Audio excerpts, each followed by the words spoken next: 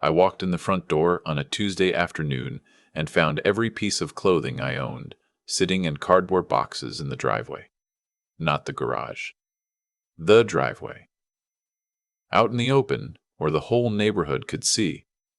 I stood there for a moment just looking at them, my flannel shirts folded up wrong, my shaving kit stuffed into a shoebox, the old wooden clock my father gave me when I turned 30, sitting on top of a box like it was something you'd put out for a yard sale. I thought maybe I was at the wrong house.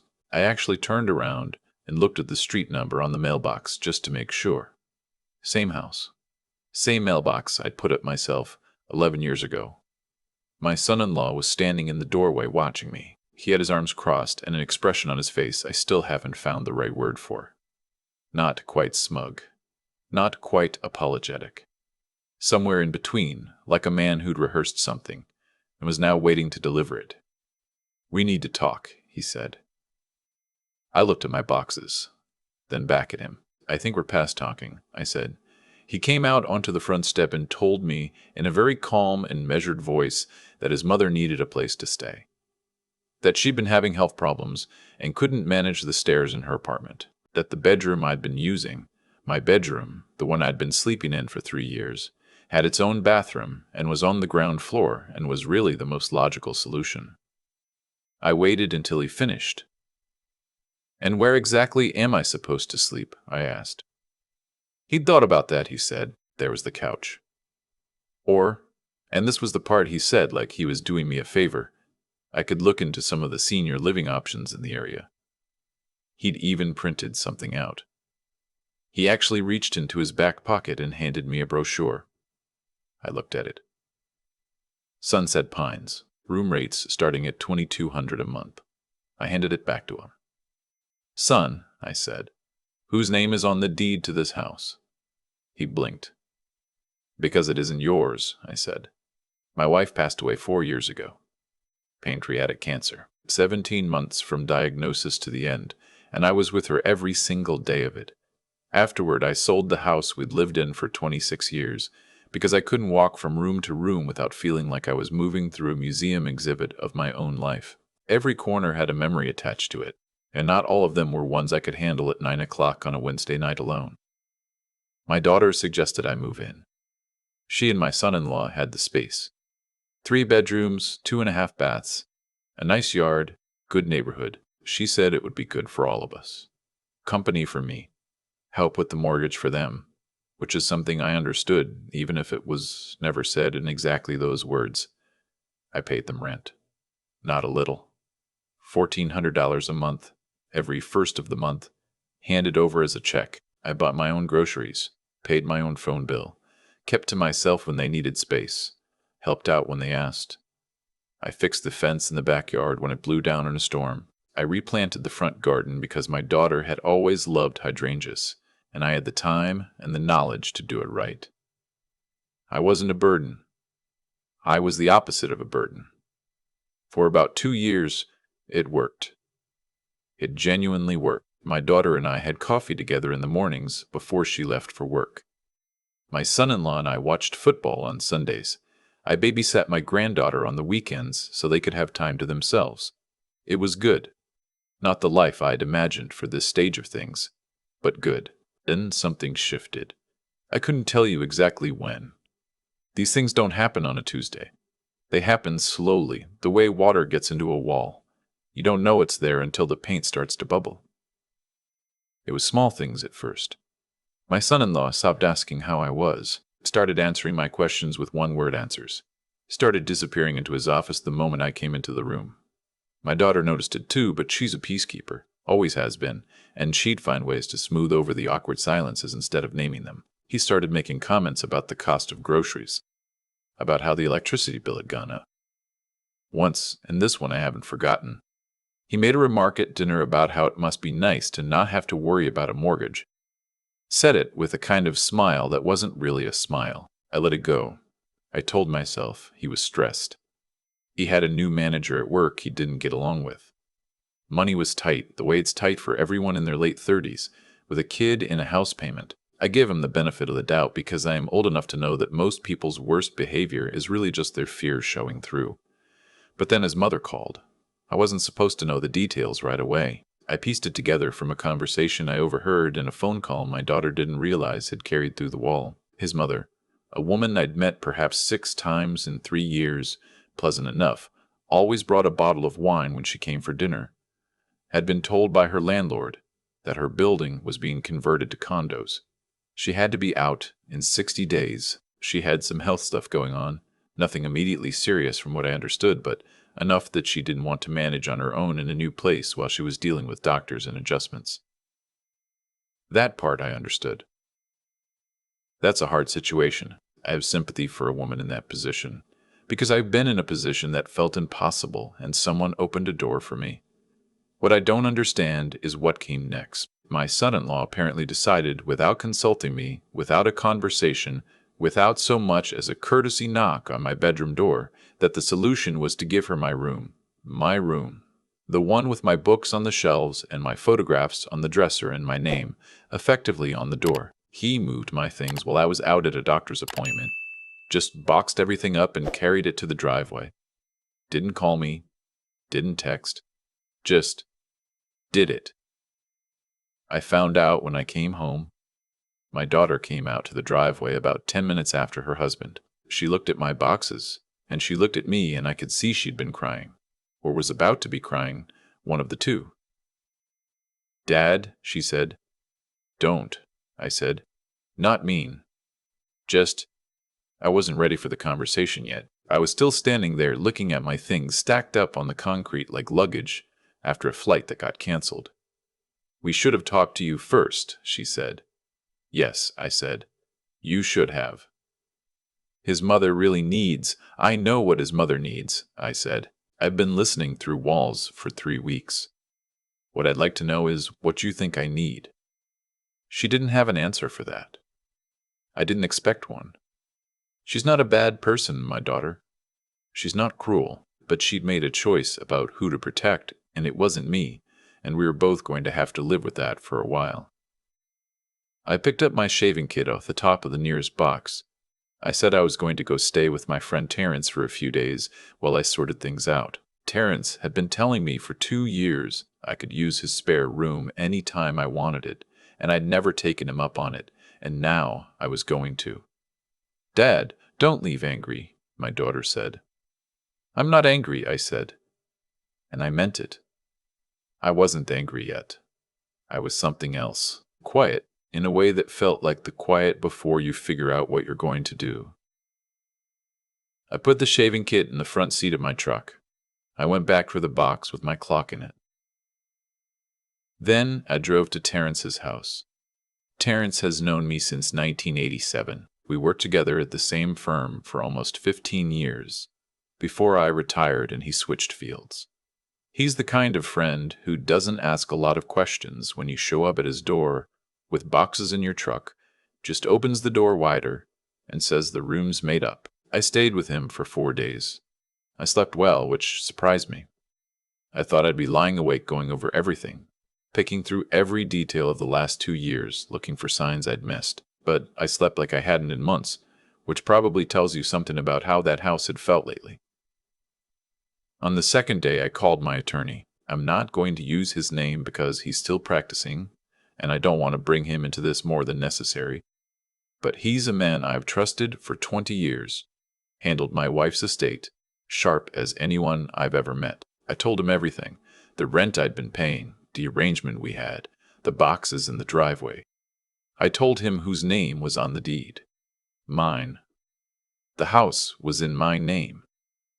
Here's something my son-in-law apparently didn't know, or didn't think I'd act on. When my daughter and her husband were first looking at houses 7 years ago, they couldn't qualify for the mortgage on their own. My son-in-law's credit had some problems from a few years back. Nothing catastrophic, just young and not careful, and they were short on the down payment. I helped them. More than helped. I put up most of the down payment and co-signed the original loan. When they refinanced 2 years later, the new lender required my name to stay on the deed because of the financial structure. I don't think my son-in-law ever fully understood what that meant, or maybe he understood it once and then put it out of his mind, the way people put out of their minds the things that make them feel indebted to someone. My attorney walked me through my options. I walked out of his office with a plan. I called my daughter on a Thursday morning. I asked her to meet me at the house that afternoon. Just her. I said I needed to talk to her without her husband present, and to her credit, she agreed, even though I could hear him in the background asking what was going on. She was sitting at the kitchen table when I arrived. Her husband came in from the other room before I could say anything. "I'd actually like to talk to your mother alone first," I said to him. "Whatever you need to say to her, you can say to me." "All right," I said. I sat down at the kitchen table. My kitchen table, the one I'd bought at an estate sale in 2019, and sanded and refinished myself, and I put a folder down in front of me. "I'd like to talk about the living arrangements," I said. My son-in-law leaned back against the counter with his arms crossed, same pose as the driveway. He'd decided on a posture, and he was sticking with it. "There's nothing to talk about," he said. "My mother's here now. She's getting settled. We've made the adjustments." "I understand your mother is here," I said. "What I'd like you to understand is that this is my house." He made a sound. Not quite a laugh. Dismissive. "You're on the mortgage," he said. "That's different from it being your house." I opened the folder. "Actually," I said, "it's not." I showed him the deed. I showed him the documentation my attorney had prepared outlining my ownership stake, which was not a co-ownership stake. It was a primary ownership stake. I had, as my attorney had explained very patiently, more legal standing in that house than anyone else at that table. He looked at the papers for a long time. "I've been paying rent for 3 years," I said. "I've never missed a payment. In return, I was given a bedroom with a private bath and an understanding that I would have stable housing in this home for as long as I needed it. Last Tuesday, I came home from a doctor's appointment to find my belongings in the driveway." That's not how this works. My mother needed... "I know what your mother needed," I said. "You should have talked to me. I would have listened. We might have found something, but you didn't talk to me. You made a unilateral decision, and you moved my things without my knowledge or my consent, and that tells me something about how you see me in this house." My daughter had her hands flat on the table. She wasn't looking at either of us. "So what are you saying?" he asked. His voice had changed. The certainty in it had gone somewhere. "I'm saying you have 60 days, I said, "to find other arrangements, for you, for my daughter, and for your mother. I want to do this properly and with as little damage as possible. My attorney has drafted a formal notice. You'll receive it in the mail, but I'm here today because I wanted to tell you in person first. Because I'm not a man who does things in driveway." The room was very quiet. "Dad," my daughter said. "I love you," I told her. "This isn't about you, but it is about me, and I've spent 3 years here being smaller than I needed to be, and I'm done doing that." He didn't take it quietly. I'll be honest. I didn't expect him to. The first week after that conversation, I received 3 phone calls from him. The first one was angry. He wanted to know who I thought I was. He put years into that house. He'd made it a home. His wife grew up there, and he had a right to have his mother there. The second call was more measured, almost businesslike. He wanted to talk about the ownership structure. Maybe we'd misunderstood the paperwork. Maybe I should get a second opinion. The third call was the one that surprised me. It was late on a Friday night, and he sounded tired and a little lost, and he said he didn't know how things had gotten to this point. That call, I stayed on the line for a while. I told him I didn't know either. Not exactly. I told him I hadn't wanted any of this. I'd moved in to help and to be helped, and somewhere along the way it had turned into something that felt less like family and more like a management problem, and that I'd been the thing being managed, and I couldn't live like that. He didn't say much, but he listened. My daughter called the next day.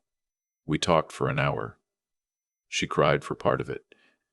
I did too, a little, which I won't pretend otherwise. She said she'd known things were wrong for a long time, and she hadn't known how to fix it, and she'd chosen the path of least resistance. And she was sorry for that. I believed her. She's not a dishonest person. She asked if there was any version of this where we could work things out. where we could find a way to share the house that felt fair. I thought about it honestly. I sat with the question for a few days. The answer I came to was no, not because I was still angry. I wasn't, not really, but because I'd seen how quickly my son-in-law had acted when he thought he could. I'd seen how little it took for me to become an inconvenience to be solved, rather than a person to be considered, and I didn't think that was going to change just because we'd had some hard conversations. Patterns like that are laid down over years. You don't undo them in a month. So I said no, gently, but clearly. They were out in 53 days. Not the 60 I'd given them, 53. My daughter told me they'd found a rental a few towns over, a good size, good school district for my granddaughter. She sounded tired, but okay. She said her mother-in-law had actually gone back to her own city to stay with her sister, that the health situation had turned out to be less serious than first thought. I didn't say anything about that. It wasn't the point, and had never been the point. The morning after they left, I walked through the house room by room. It was the first time I'd been alone in it, really alone, since I'd moved in. My bedroom was a mess. They'd painted over the scuff on the baseboard that I'd always meant to fix, which made me smile a little. And it smelled like someone else's fabric softener. I opened the windows. I put my clock back on the dresser, my father's clock, the wooden one that had sat on a box in the driveway. I wound it up. It still worked. I went to the kitchen and made coffee and stood at the back window looking out at the yard. The hydrangeas I'd planted were coming in. Big, full heads of pale blue, my wife's favorite color in any flower. I thought about her for a while. I thought about how strange it is, the way life keeps handing you situations you never would have predicted and asking you to figure out what kind of person you're going to be inside them. My wife was always better at that than I was. She had a clarity about what mattered and what didn't, that I've spent a lot of my life trying to learn. I thought I'd maybe learned something in the last several months that I couldn't have learned any other way. My daughter and I talk on the phone twice a week. It took us a while to find our footing again, which I expected. There were some conversations that weren't easy, some silences that had things behind them that we were both working up to saying. But we're getting there. She's a good person. I've always known that, and I still know it. My son-in-law and I have spoken twice since they moved out. Both times were brief. Both times were civil. I don't think we'll ever be close in the way I'd once hoped. But I don't carry anything hard about him either. He did what people do when they're scared and overwhelmed and feel cornered. He pushed back in the direction that felt easiest. I understand that impulse, even if I can't excuse what it cost me. I hired a woman to come in twice a week for a few hours, someone who helps with cleaning, sometimes cooking. She's in her 50s, no nonsense, makes an excellent chicken soup, and does not want to talk about her feelings or mine, which suits us both perfectly. We get along well. I've started doing more things I'd let slide. I joined a woodworking group that meets on Tuesday mornings at the community center. I've been to the library more in the last 3 months than in the previous 3 years. I'm learning, slowly, to be comfortable with the particular quiet of a house that belongs to you and you alone. It's a different quiet than grief. It took me some time to understand that. When my wife died, the quiet in the house was like a weight. This quiet is something else. More like standing at the edge of something wide, looking out, figuring out what to do next. I'm 63 years old. I built a career, raised a daughter, loved a woman for 31 years. I've been patient in the places that needed patience, and I've walked away from the things that asked me to be less than I am. I don't regret the time in that house, even the hard parts. I think you need some hard parts to understand what you're made of. What I know now is this: I still have time. More time than I sometimes let myself remember, and I intend to use it in a house where my clock sits on the dresser, and the hydrangeas are coming in, and the coffee is exactly the way I like it in the morning. Nobody gets to put my things in the driveway again.